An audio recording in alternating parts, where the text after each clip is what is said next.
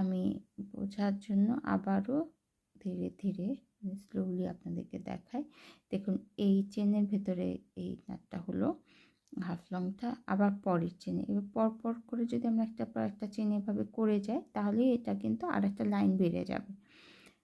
পরের চেনে যাচ্ছি, এই গেল, এই একটা ঘুরলো, এখান থেকে বের করে আনলাম, দুটো থাকছে, এখানে আবার হুকটা ঘুরে এই হয়ে গেল। বেশ ইজি, কিন্তু যারা জানে আসলে তো তাদের জন্য এটা কোনো ব্যাপার না, কিন্তু যারা নতুন শিখছেন তারা আবারও দেখুন এই এভাবে ঘুরে আসলো, আবারও এখানে আবার পরের চেনে যাচ্ছি, পরের চেনে হুকটা ভেতরে গেল, এভাবে সুতাটাকে পেঁচিয়ে নিয়ে বেরিয়ে আসলো, তারপরে এখানে আবার প্যাঁচ দিয়ে এই, তাহলে যদি দেখি এক স্টেপ 1 স্টেপ 2 and 3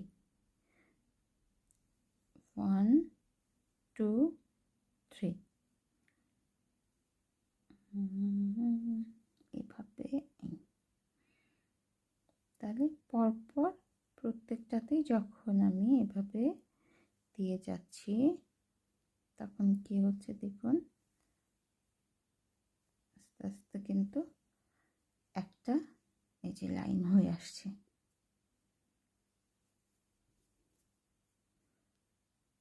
আবার যাই ধীরে ধীরে, পরের চেনে ঢুকছে, উঠছে,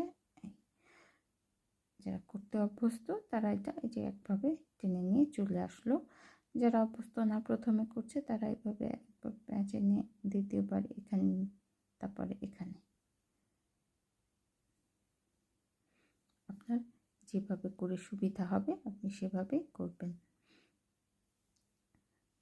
চিকন হুক মানে এই পুরোটা যেটা স্টিলের হুক ওটার থেকে এটা একটু ধরে কাজ করতে সুবিধা হয়, একটু স্মুথ। আবার যাদের চিকন হুকে সুবিধা লাগে, চিকন বলা ঠিক না, চিকন তো আসলে মাপ ঝুঁকের ব্যাপার, হুকের মাপের ব্যাপার আর কি। তো এটা স্টিল বডি আর এটা প্লাস্টিক বডি যেটা থাকে।